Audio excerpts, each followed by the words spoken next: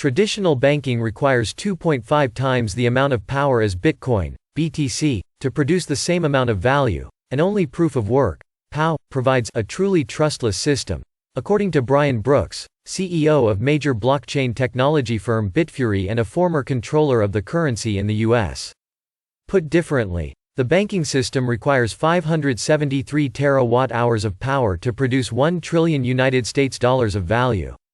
That is about 2.5 times the amount of power required to produce the same amount of value in Bitcoin, Brooks said in his pre-published testimony for a hearing in the U.S. House of Representatives on Thursday.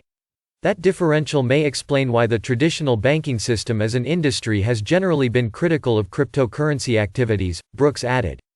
The comparison between Bitcoin and the banking system came after Brooks first compared digital gold to its physical counterpart.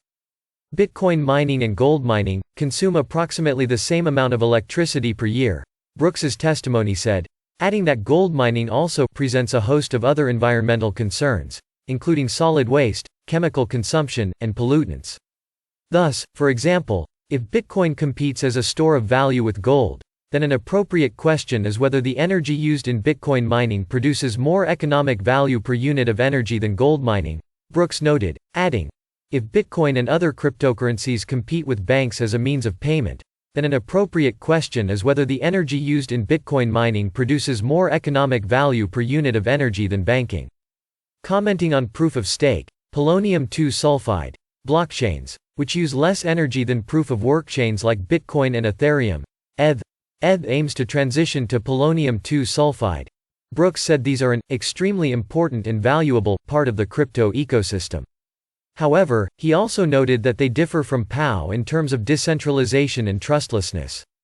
Only proof of work provides a truly trustless system of peer-to-peer exchange, Brooks noted, explaining that POS can be compared to traditional corporate governance, where the entity with the most shares controls the system. Learn more. Fiat-like, proof-of-stake chains favor centralization and rich players.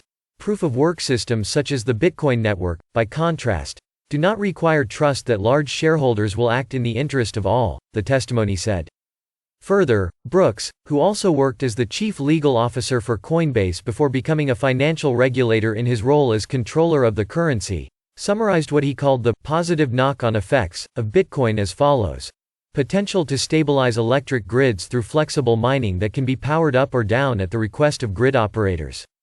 Dramatic increases in the efficiency of ASIC mining machines. The development of promising immersion cooling systems for mining machines which can significantly reduce energy use for cooling.